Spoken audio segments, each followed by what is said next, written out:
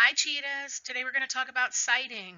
In particular, we're going to focus on ways in which we cite, summarizing, paraphrasing, using direct quotes, and we're going to be following the Modern Language Association format for citing. So we're going to use MLA format. So first I'm going to get into the difference between summarizing and paraphrasing. So when you're doing specific things in your paper and you're coming up with facts and information that you need, when we find something we'd like to really summarize, there's some key points that we want to keep in mind when we choose to summarize information that we read about from somewhere else. So when we write a summary, it should always be about half the length of the original piece or less. And you're not only changing the words, but you're going to try your best to keep to just the key parts or the highlights of the information. Regardless of whether you choose to summarize or to paraphrase, you are going to need to plan on citing. So anytime something is not common knowledge or it's not your own opinion, you have to cite the source or give credit to the person that worked really long and hard to do this research originally and then published their work, which you then read and used in your paper. Paraphrasing, on the other hand, is going to be the same length of the original, but you're taking all of the words and you're rearranging them and changing it so that it's your choice of words, but the messaging is still the same. And again, that too will need to be cited. Now, the third thing that we typically use in papers, and students use them a lot, are direct quotes. And we always use direct quotes when we want to keep the exact words of the author. So we have direct quote, we have a summary of information, or we have a paraphrase of information. No matter what, when you are writing in your essay, a direct quote will always have those quotation marks. And then, like I talked about in the previous quest, you will then cite. So in this case, you'll use a parentheses, and then you'll tell us where you got it, and then you put a close parentheses, and then the end punctuation. So this is the proper format. You put your quote in with your quotation marks. You use this parentheses, add your citation, and make sure that you have your period at the end. This is always the same, even if you do a summary or if you paraphrase. Always the same. Not a problem, but always the same. And the most key important part here is that when you're doing your quotes, this particular last quote will be right before a space, and then the parentheses, then your source, then another parentheses, then the end punctuation, which is your period. So this is really critical. You do have to remember that. Okay, let's go. Here's some examples. So if I was talking about something and I read an article by Finkelman in Edutopia, I might use this quote in my paper, and it would look exactly like this. 78% of students believe that a school uniform infringes on their basic rights. End quote. Here's your space, Finkelman, and the period. That's what it looks like when it's a quote. When I paraphrase or do a summary, it'll look like this. A study showed that 78% of students believe that a school uniform infringes on their basic rights, Finkelman, period. Now, sometimes you don't want to use the citation. You don't want to use those parentheses. If you want to get rid of them and you really don't want them there, you don't want to have to go back, what you do is you use words in your own words to indicate the source. And this is what it would look like instead. In a survey conducted by Edutopia, author Gary Finkelman notes that 78% of students believe that a school uniform infringes on their basic student rights. So you'll notice Edutopia is my source. That's where I got it. My author followed the word author, so I knew exactly who it was. And in addition to that, I have what I wanted to say. The part that I got from his reading is right there.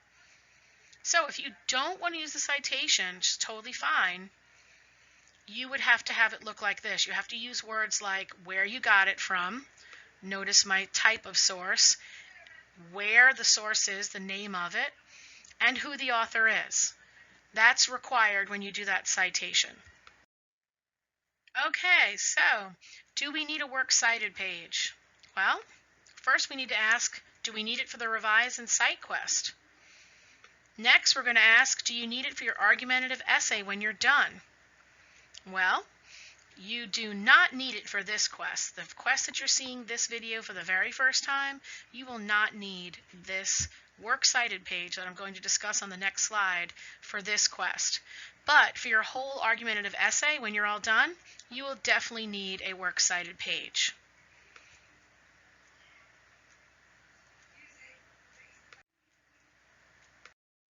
Okay, the works cited page. So if you are working on your revise and cite quest, you may stop the video now. However, if this video has been made available to you and you are on the next quest that comes after revise and cite, that quest is called citations and works cited page, then you definitely want to be at this page when this video becomes available for that quest. Okay, so let's say you've arrived here and you have completed your revise and your cite quest.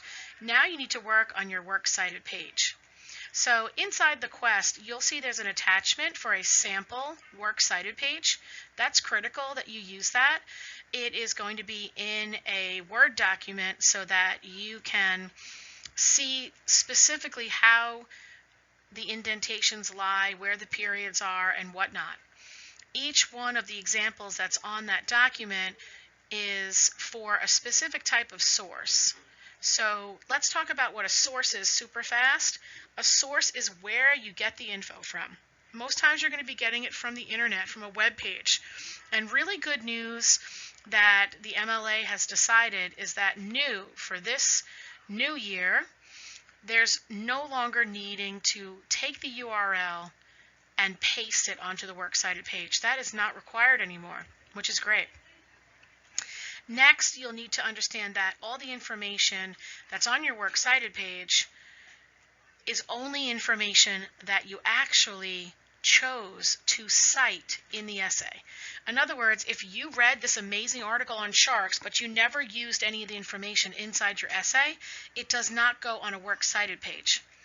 When you're in college, if a professor requires you to create what is called a bibliography is not a works cited page. It's a collection of all the different books, articles, magazines, any source that you chose to read that gave you information that helped you get ready to write or to write the piece.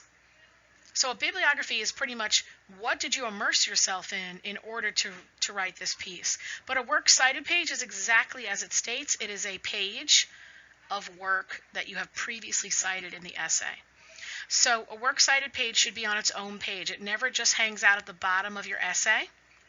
And you always have to have works cited at the top of the page, and it should be in the center.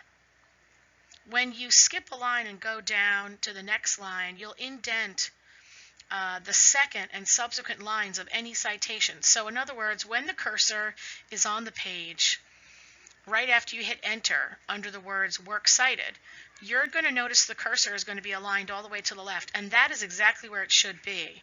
And you'll go ahead and start to type out your citation. And if you notice you're running out of room and your citation requires a second line, that is where you'll have to hit a special key on your keyboard called Tab.